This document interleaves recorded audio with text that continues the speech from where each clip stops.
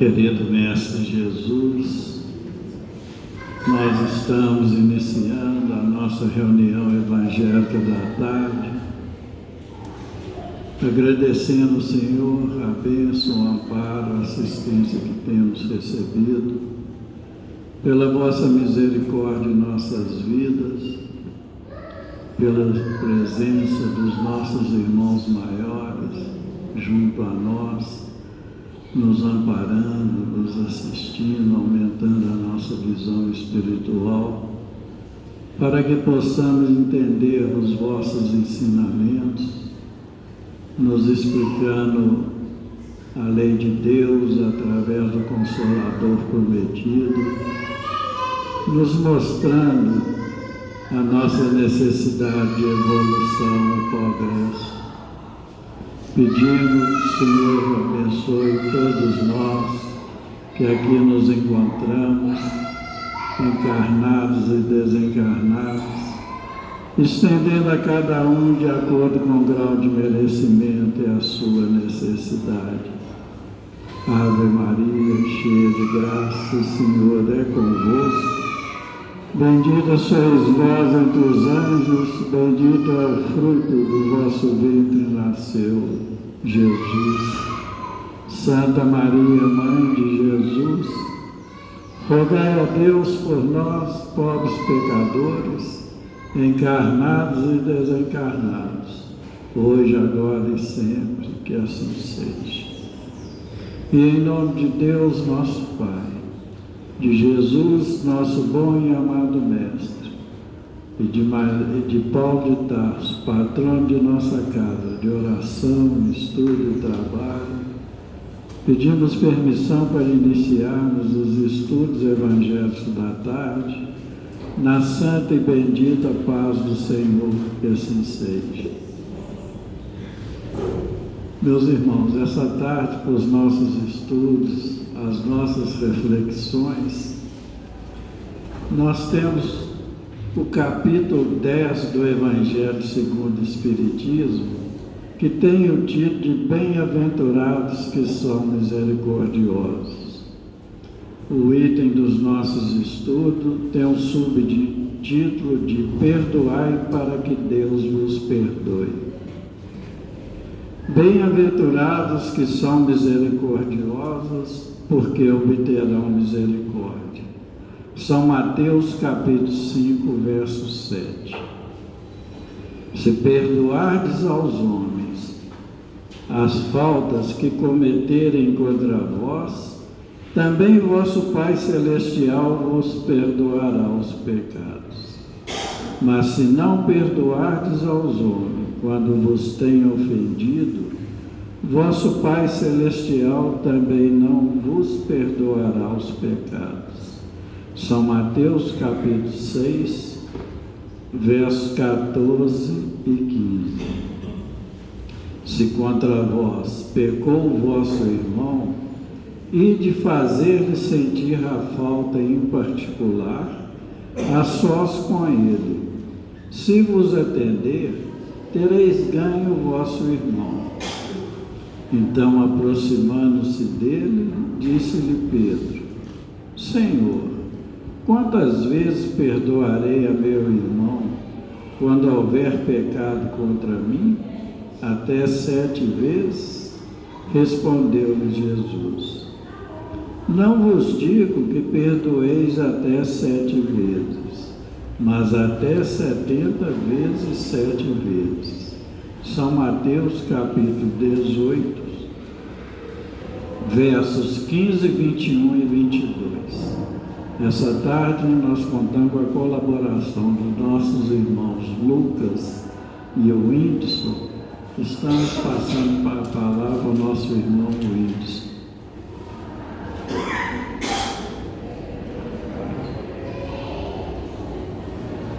Boa tarde a todos. Deus nos inspire nessa tarde aconchegante de sábado, né?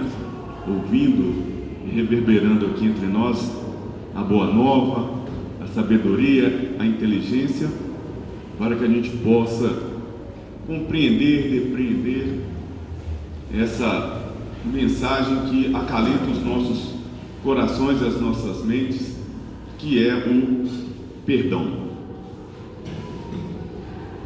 O nosso irmão Evandro já mencionou que nós estamos hoje tratando aqui do capítulo 10, Bem-aventurados misericordiosos, e os itens 1, 2 e 3 resgata aí o registro de Mateus no grande ensinamento de Jesus, na lógica e na prática do perdão. E ao revisitar aqui o Evangelho de Chico Xavier por Carlos Barcelli, Carlos Barcelli nos deixa um registro na lição 181 sobre uma breve mensagem, um breve pensamento, uma posição de Chico Xavier sobre a temática da tarde, e que nos ajuda a esquentar aí os nossos motores cognitivos para a gente abrir a nossa percepção sobre a importância da temática no nosso dia a dia, na nossa caminhada, na nossa trajetória de evolução espiritual. E ele registra da seguinte maneira, no comentário de Chico: no meu ponto de vista, a virtude mais difícil de ser posta em prática é a do perdão. Então, ou seja, dentre as virtudes que nós temos que trabalhar, e nós relembramos que a virtude é a grande, vai opor-se aí, né, os nossos vícios, e os quais nós temos que trabalhar. Ele comenta que a mais difícil das virtudes é o perdão. Perdoar exige um esforço de autossuperação muito grande. Daí talvez, né, a dificuldade. Porque exige de nós o quê? Uma autossuperação muito grande. Superação do quê? Dos próprios vícios. Né? Emmanuel me diz que quem aprende a perdoar tem caminho livre pela frente. Quem aprende a perdoar tem caminho livre pela frente. Portanto, os obstáculos, né, os momentos adversos, eles vão sendo o quê? Reduzidos, diminuídos. Torna a nossa caminhada, por vezes, mais tranquila, alegre, feliz, rápida. Então, daí é algo que requer minimamente que a gente fique atento, preste atenção, busque a compreensão do que se trata o ato de saber perdoar. Creio que por este motivo, continua aqui o Chico Xavier, né? A derradeira lição de Jesus para a humanidade foi o perdão. Porque é algo que não é fácil para a gente. E quando nós deparamos com o estudo sobre essa temática, nós vamos realmente identificar que isso perpassou toda a vida de Jesus Cristo conosco.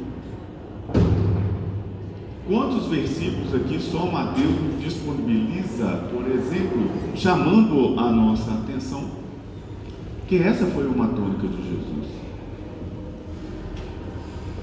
Aqui no livro, por exemplo, Boa Nova, tem essa passagem, uma das primeiras passagens, vamos assim dizer, né, que nos conta uma das primeiras peregrinações de Jesus Cristo com seus apóstolos, saindo de Cafarnaum em direção a Nazaré para divulgar a sua doutrina, os seus ensinamentos. E chegando em Nazaré, por onde viveu por muito tempo, não é verdade? Antes dele prosseguir para Cafarnaum, escolher o seu colegiado, os apóstolos, reunir na casa de Simão, divulgar a doutrina, então ele resolve peregrinar.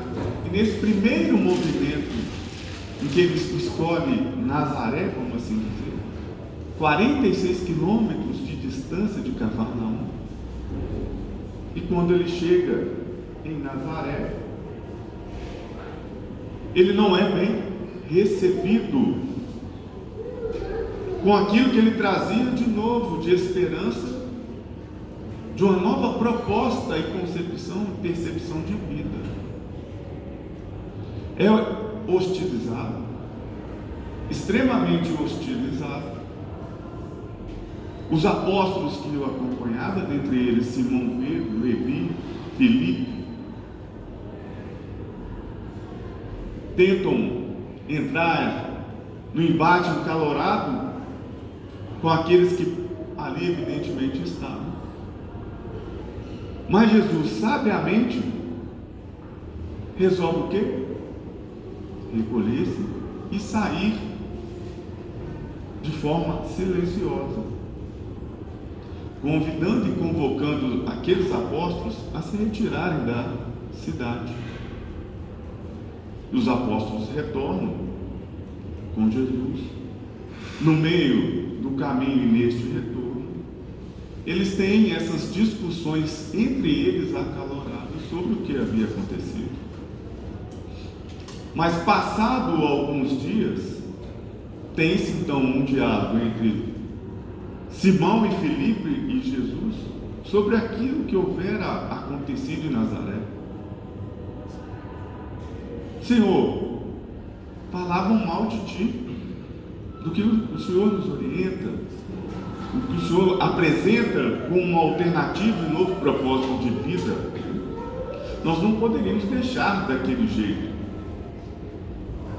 Eles estavam falando mal do Senhor, mas o Senhor não falou nada. E Filipe ainda comenta: eu fui repreendido inclusive pelos nossos irmãos apóstolos, falando que eu não conhecia e não havia ainda compreendido de fato os ensinamentos de Jesus. E Jesus, deixando então terminar de falar, no caso Filipe e na sequência Pedro, ele então demonstra que, olha, ali não era o momento de eu cair no entreveiro, porque caindo no entreveiro, no debate, na discussão, semeando a discórdia, era tudo aquilo que eu prego, o contrário daquilo que eu prego. Eu estava levando a paz, a harmonia, a esperança, num contexto em que isso não era o que prevalecia. Portanto, o que caberia a mim, com todos aqueles que melhor compreendem aquilo que eu proponho, era criar um ambiente de tranquilidade e de pacificação. Portanto, entrar no debate, na discussão, era fomentar a violência e a discórdia. Mas Pedro comenta, então, diante dessas adversidades, nós não nos devemos nos posicionar de forma veemente? Não, nós devemos, mas de forma tranquila e serena.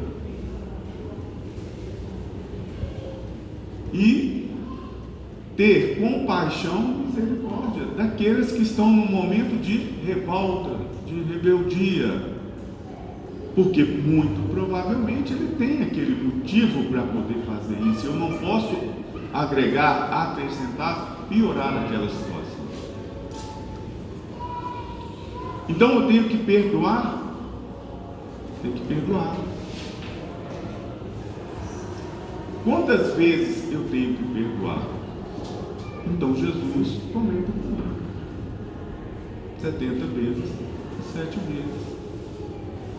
Ou seja, neste primeiro instante em que ele depara, ele aproveita aquela situação diante de um momento de conflito,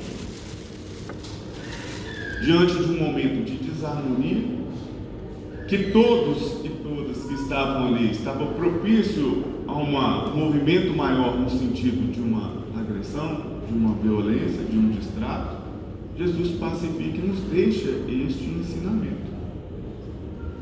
Mais adiante, nós vamos encontrar lá no Sermão da Montanha a oração do Pai Nosso: Pai, perdoai as nossas ofensas, assim como nós perdoamos aqueles que nos têm ofendido.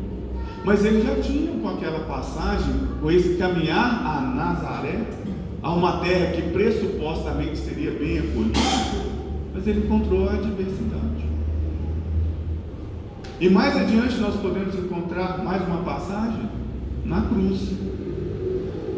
Pai, perdoai, porque eles não sabem o que fazem. Então, meus irmãos e minhas irmãs, esse caminho, esse movimento a Nazaré é como nós. É o nosso caminhar no dia a dia. No dia a dia.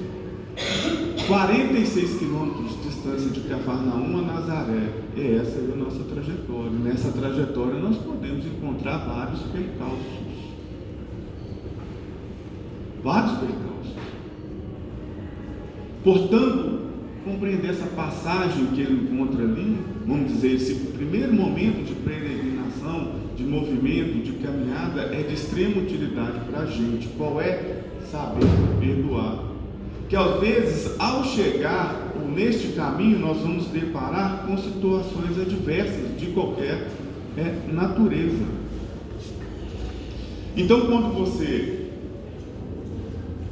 busca a compreender o que abrange essa ação de perdoar, nós vamos encontrar que perdoar, do que Jesus expressa para a gente, vai muito no sentido do que vai aparecer, por exemplo, lá no livro Espiritismo de A a Z, que traz o verbete, né? Perdoar é esquecer todo o mal, sem lembranças amargas, sem sanções, sem dependências, sem condicionamentos. Lá em Nazaré, qual foi a condição que Jesus colocou para os discípulos? Daquele, olha, ali a gente não pisa mais, deixa aquele povo lá, não, vamos sair, uma outra oportunidade, nós podemos retornar lá, sem desdém, velados ou ostensivos. Então, gente, eu tenho que relevar, diante de determinadas situações que vão me apresentar, nessa minha jornada, vamos dizer, a Nazaré, no meu dia a dia, na minha jornada espiritual, no meu crescimento, adversidades eu vou encontrar. E diante dessas adversidades que tocam o meu coração, que estremecem o meu corpo, a minha mente, o que eu tenho que fazer para acender? Vamos relevar. Dito para nós brasileiros, né? Aquela parada de Pelé, né? Dá aquela parada de Pelé e faz a reflexão. Em todas as línguas, um outro significado que tem, em todas as línguas, a palavra perdoar é um composto de dar ou doar. Daí Chico, e o reforço de Chico, falar que não é fácil, a autossuperação. Eu vou doar e dar o quê? A minha paciência, a minha tolerância, esses 2, 3 minutos, essa parada de Pelé em relação ao outro, porque por vezes ele pode estar passando por um momento difícil, por vezes ele está num ato impensado. Agora, essa autossuperação, não, vou lá e também vou fazer o mesmo que ele fez comigo, olho por olho, dente por dente. Se ele gritou comigo, eu vou gritar lá também. Se eles me trataram mal lá em Nazaré, eu vou tratar eles mal também, e lá em Nazaré. Mas não é isso. A lógica é outra, que nós devemos adotar e pensar num comportamento diferenciado. É o reino do Espírito de Deus, que requer na gente o que? A reforma íntima, dominar os nossos vícios,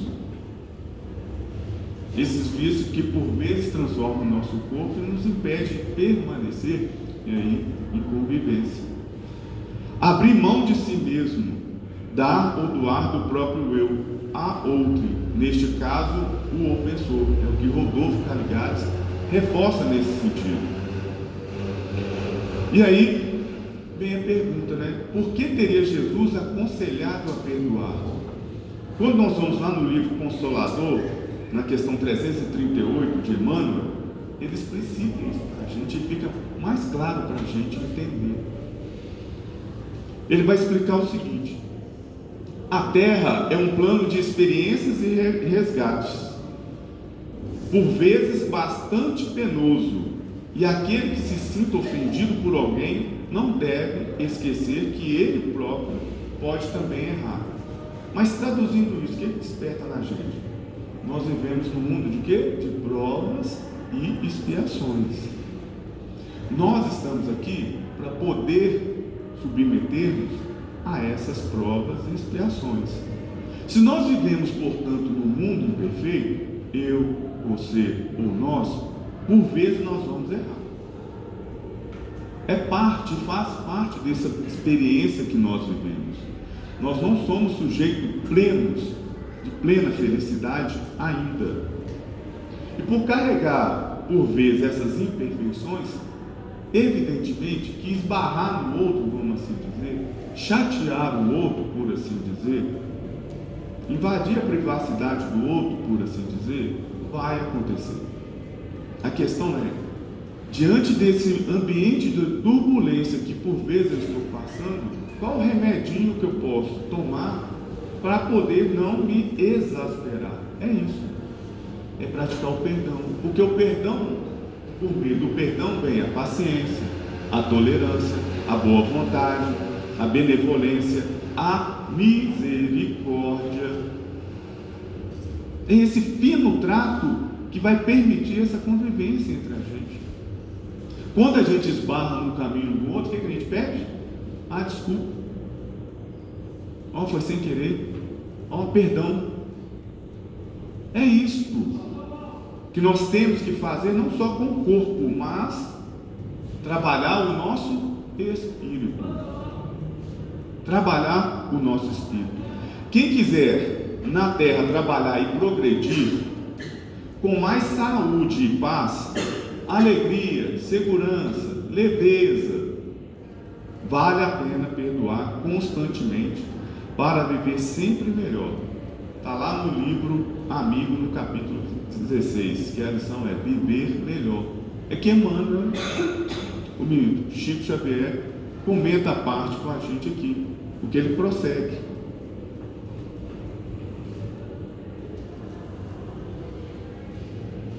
É claro que ele se referia ao perdão, falando aqui de Jesus, né?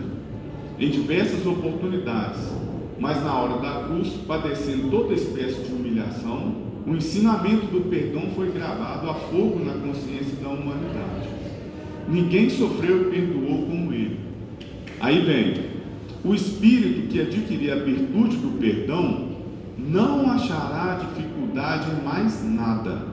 Repetindo, o espírito que adquirir a virtude do perdão não achará dificuldade em mais nada.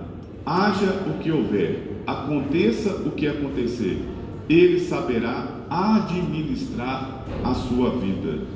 E aí vem uma outra passagem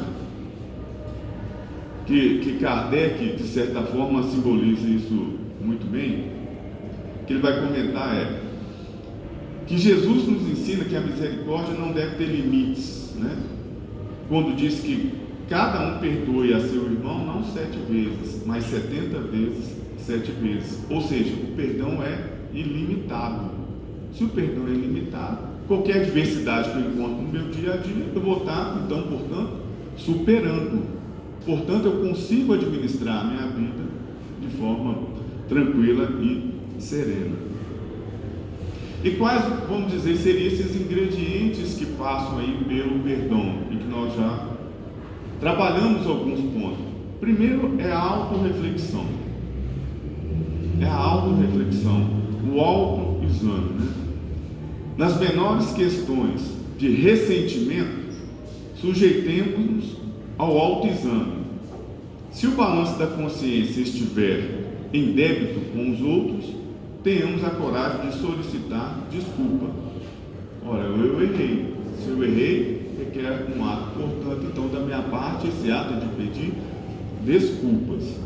Se sentirmos feridos ou injustiçados, o melhor, então, a fazer é o quê? É esquecer esse mal, esse prejuízo.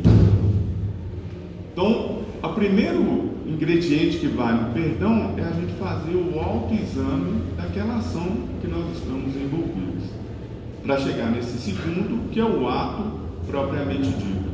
Ou eu peço desculpas, ou vou praticar o esquecimento daquela falta. E aí nos relembra, mas não pode ser da boca para fora. Essas ações, sobretudo do esquecimento e da relevância, tem que ser feitas de coração.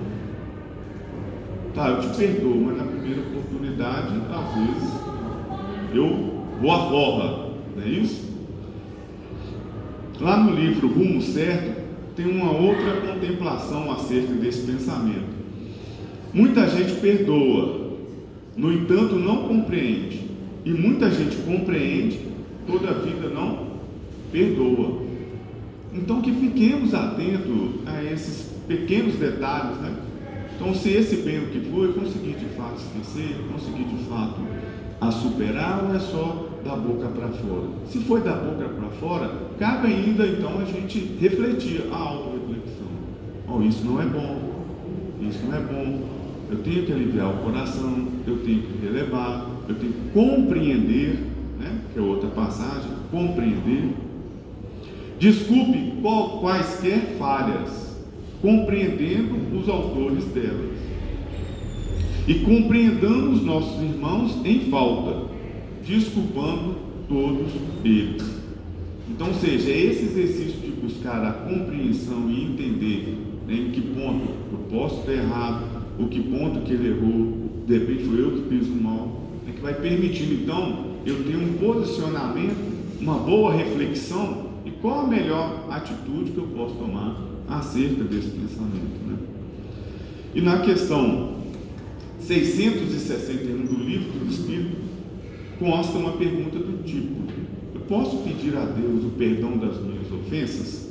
E a resposta dos Espíritos superiores é a seguinte: aquele que pede a Deus perdão por suas faltas, só obtém perdão mudando de proceder.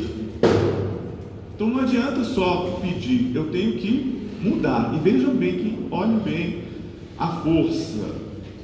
Então não adianta só pedir, eu tenho que transformar o meu comportamento. As boas ações são a melhor prece que se pode fazer. Por isso que os atos valem mais do que as palavras. As palavras. Não adianta eu ficar, por vezes, pedindo perdão a Deus, a Jesus, esse dia, mas se amanhã eu repito, depois da manhã eu repito, e por aí vai. Eu tenho que fazer esse trabalho e transformar, né, a minha ação errada numa ação correta, positiva. Por isso que não vale falar da boca para fora, porque se no coração permanece, qual que vai ser o meu ato para com o próximo, ou aquele próximo que eu entendi que errou para comigo? Vai continuar guardando a mágoa, o rancor, a raiva. E nós já vimos que alguém tem que quebrar esse elo. Daí um outro chamamento. Lá no livro, na revista do Reformador, lá fala o papel de quem recebe a ofensa. E é interessante. O papel de quem recebe a ofensa, por vezes ali nós estamos encontrando uma grande oportunidade de desenvolver espiritualmente. Porque nessa revista comenta-se que quem recebe a ofensa está num momento significativo da sua vida espiritual. Mais uma vez, o que pode estar ali, o grande momento de você se promover, você evoluir, de você compreender que você conseguiu superar por vezes os seus vícios, as suas dificuldades. Ao resumo que tem, é quem dispõe do privilégio de desfazer as trevas, é verdade. Está na mão daquela pessoa que está recebendo a ofensa, por vezes, pacificar aquela desarmonia. Então é a oportunidade que ele tem para o quê? Para desfazer aquele ambiente de discórdia. É quem guarda a possibilidade de preservar a coesão e a harmonia. Quando um não quer, dois não brigam. Por quê? Porque ele soube relevar, porque ele soube esquecer, porque ele soube tolerar. Então, ou seja, ao contrário disso, é semear a discórdia, provocar por vezes o mal-estar, a violência. É quem pode auxiliar o ofensor, porque está no momento da raiva dele, está no momento da explosão. Eu vou jogar mais querosene? Não. Mas se eu conseguir manter uma posição firme, forte, serena, por meio da compreensão como estas informações de hoje, em qualquer quimera, qualquer conflito, se eu controlar, se eu relevar, e se eu relevo, portanto, eu estou perdoando, evidentemente, eu estou inclusive ajudando a outra pessoa. Ao comentário de Chico, é difícil, porque nos exige autossuperação. E se eu não sei esperar 1 minuto, 30 segundos, se eu não consigo beber 3 golinhos de água para manter o meu estado de paciência, dominar o efeito, o instinto animal presente em mim, né? É quem consegue se beneficiar, resguardando o próprio coração. Então, ou seja, o beneficiado, ou o maior benefício é para a gente mesmo. O maior benefício é para a gente mesmo. E aí, meus irmãos, por fim, tem na passagem no livro Conversa Fraterna, Divaldo Franco comenta, e por vezes nós também já tivemos a oportunidade de ouvir aqui no Solar, por meio daquelas lições, né, da cólera, né, da raiva, né, da inveja, né, e por aí segue a sequência, né? Hoje o perdão é terapêutico. Olha que interessante a palavra de Divaldo Franco. Hoje o perdão é terapêutico. Como que, né, coincide com o que nos é trazido ali na revista Reformadora? Então, ou seja, o perdão faz bem de fato para a gente. Alivia o quê? O nosso coração. Quem perdoa é saudável. Quem não perdoa gera moléculas que agridem o sistema imunológico. E aí a gente sabe que o estresse, a raiva, mata, né? Taquicardia, dor de cabeça, o estômago, né, todo turbilhonado. Então, ou seja, relevar, reconsiderar, compreender que isso faz parte da minha vida, compreender que nós estamos nesse momento, que nós vamos ter momentos de adversidade. A questão é o que eu devo fazer no momento de adversidade. Vamos aproveitar e lembrar essa viagem nossa para Nazaré. É o nosso dia a dia, a nossa viagem para Nazaré. Chegou lá, teve diversidade. Diversidade no trabalho, diversidade aonde? Em casa. O perdão, o primeiro perdão, as primeiras coisas, está ali em casa. Tem uma lição aqui, 47, que vai dar tempo de ler no livro O Espírito da Verdade, que é perdoa sim. E é isso. Por vezes, aqueles que são chamados de mãe, pai, marido, esposa, irmão e irmã, acordam chorosos por um sorriso. Ou às vezes reclamam conforto fatigado do ambiente do trabalho. E chegam em casa esperançosos que isso aconteça, mas no entanto, às vezes, por vezes acontece ao contrário. Então, é essa mensagem de refletir, né, do relevar para nós outros, né, aquela parada do Pelé, diante de qualquer adversidade, de conflito, de algo que nos tenha contrariado, que a gente possa relevar, porque a gente também sabe que por vezes aquilo que está sendo projetado contra nós, por vezes pode ser inclusive nós que tenhamos dado causas para aquelas exasperações. Então, meus irmãos e minhas irmãs, de forma muito simples, singela, sintetizada, eu gostaria de deixar essa mensagem aí para vocês, né? Nós somos viajantes, assim como aqueles que seguiram Jesus nessa viagem à Nós estamos buscando a compreensão, assim como eles, de entender o que é esse reino de Deus, essa boa nova, aquilo que nos apresenta como um caminho certo, para que a gente possa alcançar a nossa evolução espiritual. Está aí. Perdão. É isso que pode suavizar essa nossa jornada no nosso dia a dia. Então, que Deus continue amparando a todos nós, que Jesus continue nos abençoando com essa capacidade de compreender a sua mensagem, que a gente possa internalizar os comentários dessa tarde, que Paulo de Tarso, patrono de nossa casa, também nos continue nos amparando nessa caminhada, assim como ele foi caminhante, viajante, levando também essa boa nova, que possa nos inspirar e acreditar nas palavras de Jesus, nas palavras de Deus. Que Deus ampare a todos vocês. Muito obrigado.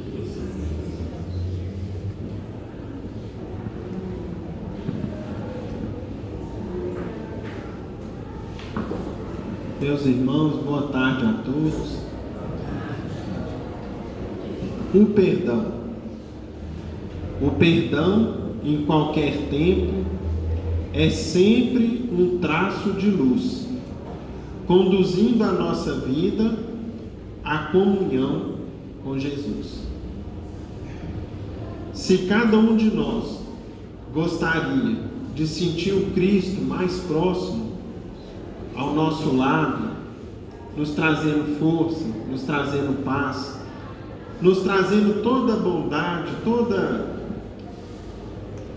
luminosidade, tudo aquilo que o Mestre carrega, nós precisamos, meus irmãos, aprender e praticar uma das lições mais sublimes que o Cristo deixou, que é a lição do perdão.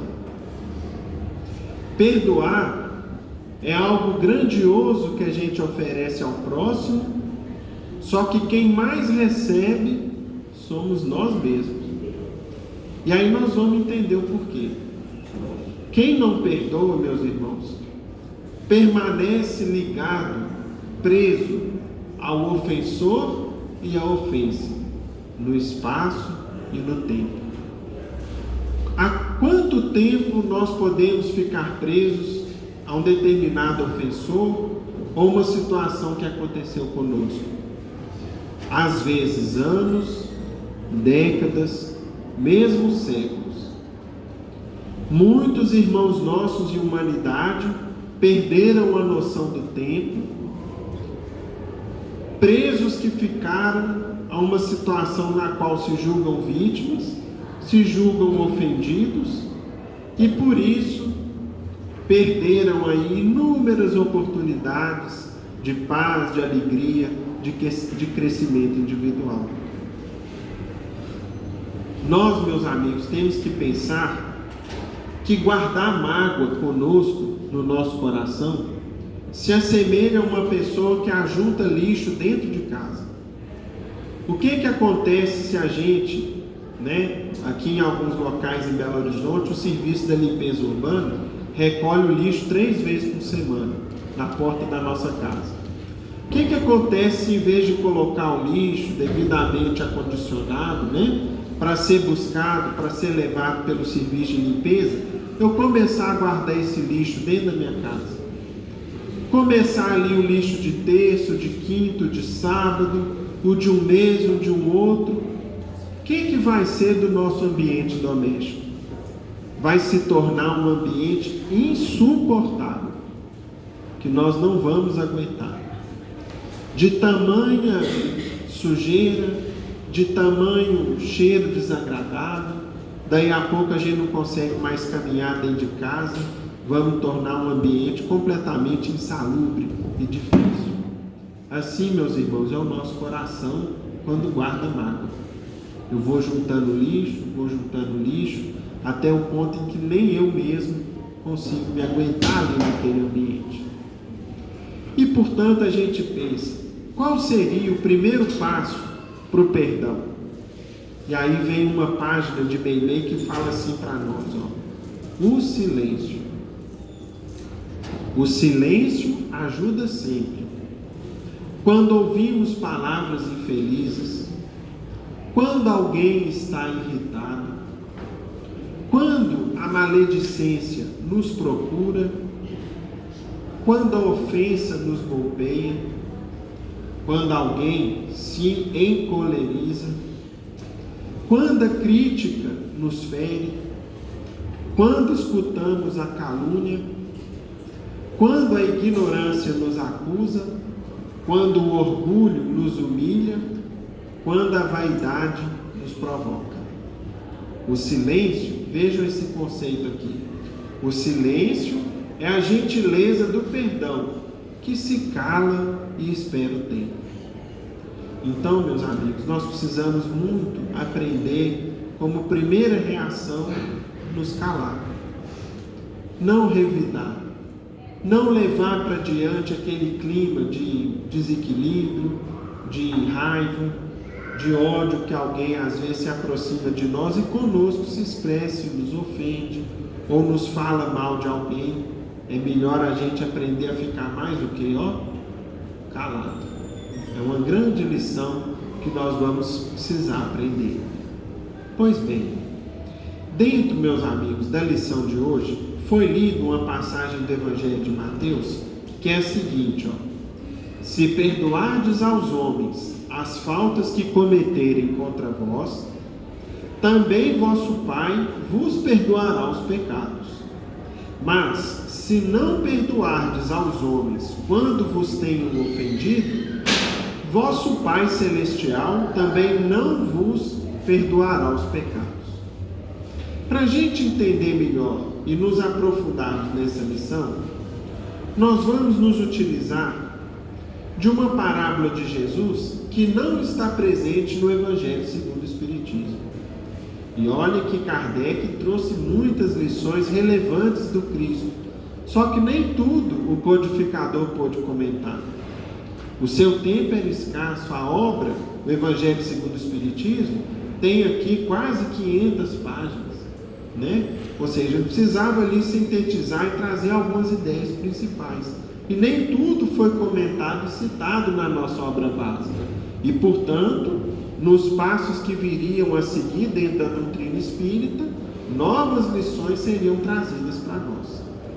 E tem uma lição de Jesus, uma parábola que Jesus contou, que vai mostrar o que acontece conosco e a necessidade nossa de perdoar as ofensas que nos são dirigidas.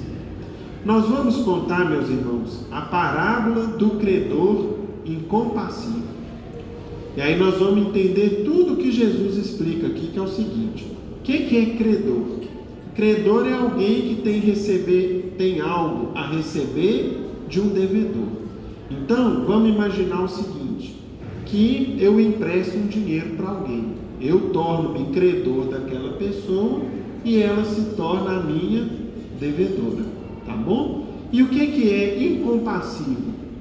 É sinônimo de impiedoso, impaciente, rigoroso na cobrança. É alguém que não teria o quê? Paciência para esperar receber aquilo que lhe é devido. Então vamos ver essa história que Jesus contou. O reino dos céus é comparado a um rei que resolveu tomar contas com seus servos.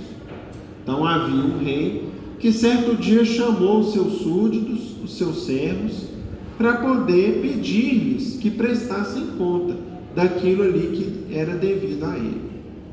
Ao fazê-lo, apresentou-lhe um que lhe devia 10.000 talentos.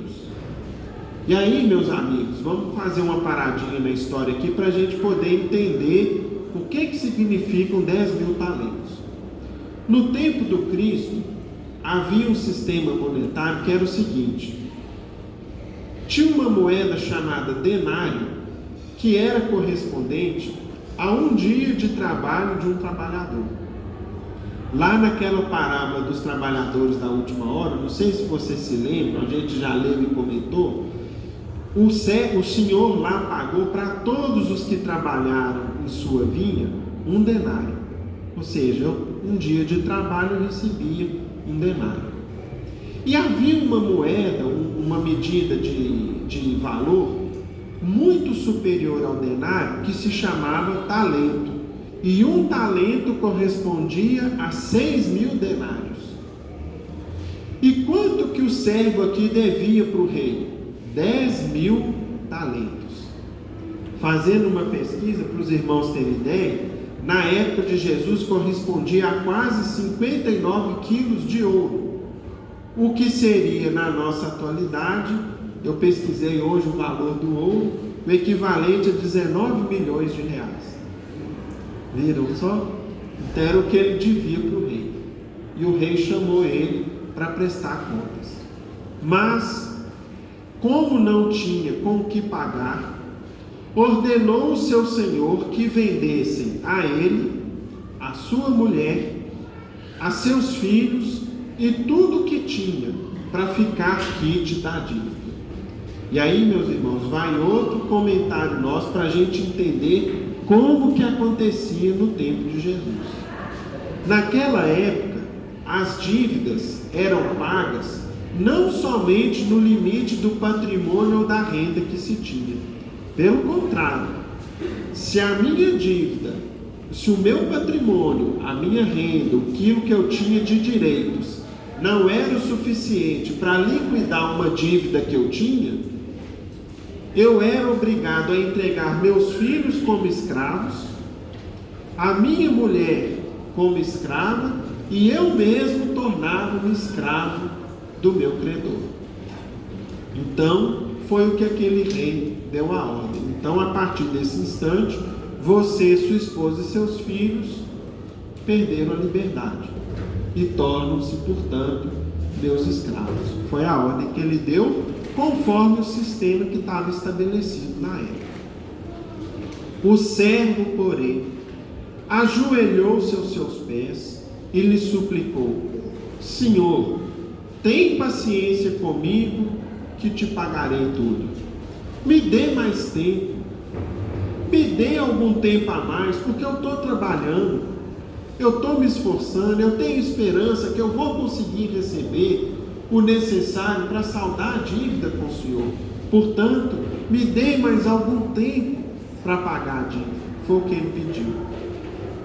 Então o Senhor, compadecido daquele servo, deixou ir livre, perdoando-lhe a dívida. Portanto, o que aquele senhor resolveu? Tudo bem, você vai ter mais tempo.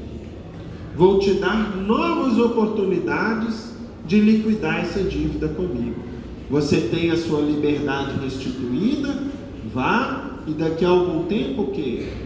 Te espero aqui de novo, para que a sua dívida seja liquidada. Só que aí, meus amigos, vem a segunda parte da história. Vejam só. Tendo saído aquele servo, encontrou pelo caminho um dos seus companheiros que lhe devia 100 denários. Quanto que ele devia para o Senhor? 10.000 talentos. Cada talento, 6.000 denários. Aí ele encontrou uma pessoa que devia a ele o equivalente a 100 denários, que era uma quantia perto da dívida dele, o quê? Ínfima, uma bagatela, muito pouco perto daquilo que ele devia. E o que ele fez? Voou no pescoço do seu devedor, sufocavam e lhe dizia: paga-me o que me deves. Então voou para cima dele, agrediu, me paga o que você me deve ali, com toda a violência, com toda a ignorância que ele trazia no coração dele. O companheiro então lançou-se aos seus pés e lhe implorou: tem paciência comigo, que te pagarei tudo. Me dá mais um tempo, me dá mais um pouco de tempo, que eu vou acertar com você. Só que aí qual foi a reação dele, meus irmãos? Ele, porém, não o atendeu. Retirou-se e fez com que ele fosse preso até pagar a dívida. Vendo, pois, os outros servos o que acontecia, ficaram muito tristes e foram contar ao Senhor tudo o que tinha ocorrido. Então o Senhor chamou à sua presença e lhe disse: servo malvado, eu te perdoei toda aquela dívida, te dei mais tempo, porque você me pediu e me rogou de joelhos. Não devias tu também ter compaixão do teu companheiro, como eu tive de ti? Indignando-se, o seu senhor o entregou aos guardas, até que pagasse tudo quanto lhe devia.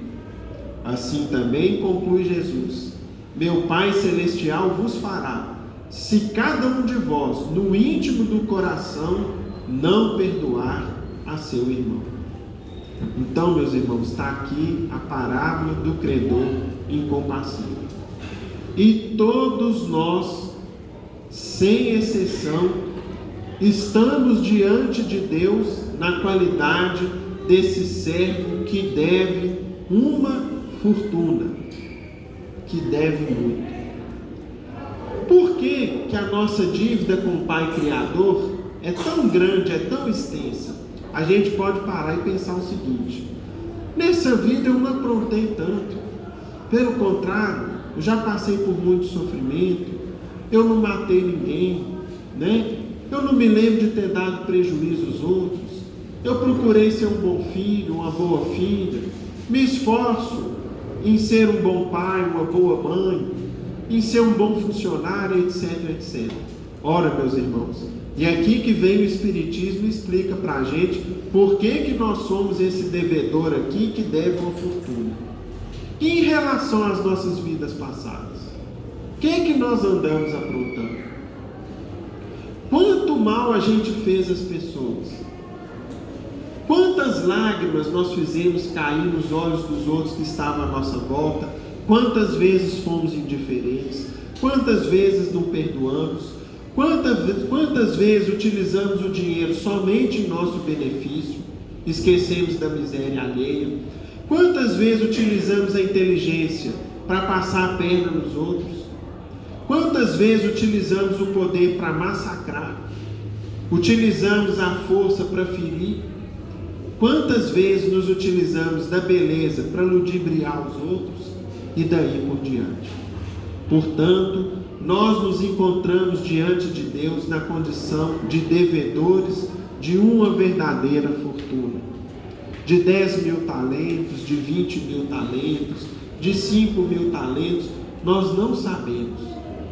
E como que Deus fez conosco? Igualzinho fez com o servo, porque falou com a gente assim: você tem sua liberdade restituída, continue a trabalhar, tem aqui novas chances para que você consiga liquidar o seu débito comigo. Como que Deus fez isso conosco, meus irmãos? Fez o seguinte: esqueça o seu passado provisoriamente. Você não vai se lembrar do que você fez, do que você deixou de fazer nas vidas passadas. Você vai reencarnar e ter nova chance de liquidar esses débitos. E através da liberdade que Deus nos deu, da possibilidade de trabalhar, a gente então vai o quê? Pagando de pouco em pouco esses 10 mil talentos que a gente deve. Nem que seja um denário por dia. Agora ele pôs uma condição: o dia que os seus irmãos que caminham com você te ofenderem, te prejudicarem, te fizerem algum mal, você haja com eles como eu estou agindo com você. Não seja incompassivo, não seja impiedoso, não seja mau, perdoe, porque eu estou esquecendo provisoriamente uma dívida assombrosa que você tem comigo. E portanto você não tem o direito de ser rigoroso, de ser impiedoso, de ser cruel com aqueles que eventualmente te pisem no carro, que te devam alguma coisa. Nós temos, portanto, o dever de perdoar. É isso, meus irmãos, essa parábola do Cristo. Nós não podemos deixar de perdoar, porque se eu deixo de perdoar como aquele servo que devia muito na parábola fez, o que vai recair sobre ele? A dívida assombrosa. E o nosso passado vai recair sobre nós com toda a força que ele tem. O que nós fizemos? Nós não sabemos. Graças a Deus. Os Espíritos contam para nós o seguinte: quando a gente chega de volta no mundo espiritual, depois do desencarne, nós vamos aos poucos recobrando a nossa memória, até um certo limite. Por quê? Porque se eu começo a voltar muito no passado, eu me sinto profundamente ferido e humilhado. Quando eu vejo o que eu já fui capaz de fazer com os outros. É como se eu começasse a ver um filme tão triste, um filme de terror tão assustador, que eu preciso vir lá na televisão e fazer o quê? Desliga isso aí. Pelo amor de Deus. Não aguento mais ver isso. Assim acontece conosco. Nós espíritas não estamos exagerando quando a gente fala que nós já aprontamos muito, meus amigos. Essa é a grande verdade. E Deus, em sua bondade, põe um pano ali sobre aquele passado. E é muito importante a gente entender um detalhe disso aqui, que é o seguinte: quando Deus nos perdoa, Ele apaga a nossa dívida? Aqui, ó, não. Ele nos dá mais tempo para pagar. Ele divide de muitas prestações. Ele nos dá condições de trabalhar e liquidar aqueles débitos. Portanto, o perdão não é apagar as faltas cometidas, é dar novas chances de ajustar aquele erro que nós fizemos. Então, como que vai funcionar o perdão divino nas nossas vidas? Vamos explicar. É o seguinte: suponhamos que eu fiz muito mal com uma pessoa. Como que o perdão divino vai fazer com que eu pague aquela dívida que eu contraí com a justiça divina? Eu tenho uma nova encarnação, e naquela vida, aquela pessoa a quem eu prejudiquei muito, vem como? Vem como meu filho, vem como minha esposa, como marido, como pai, como mãe, como irmão, para que juntos ali, vivendo as dificuldades, as lutas da vida, eu aprenda a perdoar. Eu pague com bem o mal que eu fiz para aquela pessoa. E assim eu vou pagando a justiça divina. Tem, meus irmãos, uma passagem bíblica que dá uma falsa ideia de perdão. Quando Cristo estava na cruz, e o Whindersson lembrou para a gente que Jesus, com muita sabedoria, virou e falou para o povo o seguinte: virou-se para Deus e falou: Pai, perdoa-lhes, porque eles não sabem o que fazem. Teve um outro episódio ali na cruz, muito importante da gente entender, que é o seguinte: um dos dois ladrões que estava do lado de Jesus, falou com Cristo o seguinte: eu gostaria de ir com o Senhor, e queria pedir a Deus perdão pelas minhas faltas. E aí Jesus vira para ele e fala o seguinte: pois hoje ainda estarás comigo nos céus. Naquele instante, Jesus passou uma borracha em todos os erros, em todos os crimes que ele fez. Será que a justiça de Deus é assim, meus amigos? Não. Uma criancinha respondeu aí para nós. Vocês veem como que as lições divinas e que a gente vai aprender na doutrina é a mais pura lógica. O perdão divino não apaga as nossas faltas. Ele nos dá a chance de consertar o que a gente fez de errado. Tanto é que uma das lições espíritas, o espírito de Nicodemos, perguntou para Jesus o seguinte: mestre, eu não entendi por que o senhor levou o ladrão com você para o céu. Perdoando ele que levou uma vida, fez tanto mal às pessoas, como que concede um perdão que esquece tudo que a pessoa fez de errado? Aí Jesus explica: olha, na verdade, aquele espírito foi comigo para ser reeducado.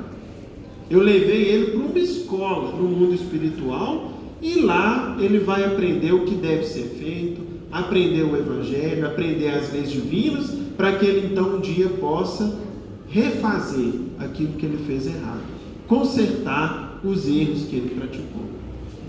É assim que funciona, meus amigos. A lição do perdão é uma lição sublime, e a gente pode dizer com muita certeza o seguinte: por exemplo, sem perdão, o convívio humano torna-se impossível. Se nós não nos perdoarmos uns aos outros, nós não conseguimos conviver em sociedade. E assim funciona dentro de casa. Um lar que não tem perdão, e perdão significa esquecimento das ofensas, significa qualquer afastamento de qualquer ideia de vingança. Por exemplo, eu não posso perdoar uma pessoa e virar para ela e falar assim: mas você fez isso comigo semana passada, você fez isso comigo dia 7 de fevereiro de 2023, você falou isso comigo dia 10 de outubro de 2021, ou seja, eu estou esquecendo as ofensas? Não, eu preciso esquecer, não lembrar dos detalhes, nem que dia que foi, nem exatamente o que a pessoa me falou, eu preciso esquecer. Eu não posso perdoar e virar para a pessoa e falar o seguinte: eu te perdoo, mas você nunca mais aparece na minha frente. Isso não é perdão. É um progresso, é uma etapa, mas não é o perdão verdadeiro. O perdão verdadeiro, eu esqueço a ofensa, eu desejo o bem da pessoa e não o mal, eu me escapo de qualquer situação de querer vingança ou de querer o mal daquela pessoa. Por exemplo, acontece um mal para aquela pessoa que me ofendeu. Como que eu vou reagir? Tem dois caminhos. O primeiro caminho que às vezes acontece é o seguinte: coisa boa, bem feito, né? Que coisa boa que isso aconteceu com ele. Significa que eu não perdoei. Eu não esqueci ainda o que eu fui ofendido. Agora, se eu sei de algo de ruim que aconteceu com ele, eu falo: meu Deus, que pena. Está tendo que aprender com a dor. Que Deus dê-lhe forças, que ajude ele a conviver com essas dores que no fundo ele mesmo provocou para ele. É totalmente diferente, meus amigos. Ou mais, eu desejo o bem para ele, que ele se esclareça, que ele encontre a paz, que ele acerene o seu coração. É tudo isso uma reação diferente, né? Tem uma história para a gente terminar, eu não vou ler que o nosso tempo não permite, mas que está no livro A Vida Escreve, que é a seguinte, aliás, no livro Almas em Desfile. Teve uma vez que o Dr. Bezerra de Menezes encontrou-se com um amigo dele, que era um político famoso chamado Quintino Bocaiúva. E os dois estavam conversando no escritório desse senhor de nome Quintino, e de repente um empregado dele lá, manuseando uma arma de fogo, sem querer fez com que a arma disparasse e entrasse dentro do escritório dele aquele tiro e quase que pega ele, ou seja, um tiro que passou de raspão. Nisso ele ficou muito bravo com aquela atitude, aquela irresponsabilidade do empregado, chamou a polícia, pediu que trouxesse a polícia ali para que aquele funcionário fosse preso, fruto daquela irresponsabilidade. E diante daquela situação que o doutor Bezerra de Menezes assistia, o rapaz virava para ele e falava o seguinte: ô doutor, perdoe meu erro, sou pai de 2 filhos, tenha piedade, não tinha má intenção de fazer com que essa arma disparasse. Se o senhor me processar, o que será de mim? Se o senhor me perdoar, por outro lado, eu não vou ter problema com a justiça. Prometo nunca mais mexer com armas de fogo. Mudo até de bairro para não incomodar o senhor. E aquele homem, então, muito rigoroso, respondia o seguinte: de forma alguma, mesmo que o seu ato tenha sido de mera imprudência, não vai ficar sem punição. Percebendo que Bezerra se sentia incomodado com aquela situação, ele virou para ele e falou o seguinte: olha, doutor Bezerra, eu não perdoo, definitivamente não perdoo. Ah, você então não perdoa? Doutor Bezerra perguntou para ele. Não perdoo o erro. E o senhor acha que eu estou fora do meu direito? Foi o que ele perguntou. É meu direito. Eu tenho o direito de não perdoar uma situação como essa. O senhor acha que eu estou fora do meu direito? E aí doutor Bezerra de Menezes respondeu o seguinte para ele: meu amigo, você tem plenamente o direito de não perdoar, desde que você não erre. Isso aí vale para nós. Todos nós temos o direito de não perdoar, desde que a gente não cometa erro nenhum. Quem de nós então que tem esse direito de não perdoar? Ninguém, né? Solte o homem, o caso está resolvido. Volte para o serviço hoje mesmo e ajude no serviço da cozinha. Foi a conclusão dele, né? Ou seja, imediatamente o juízo, né? Ele refletiu, meu Deus, é a mais pura verdade. Se eu não perdoar e quando eu errar, as pessoas vão deixar de me perdoar também, vai ser difícil, né? Que Jesus nos ampare a todos.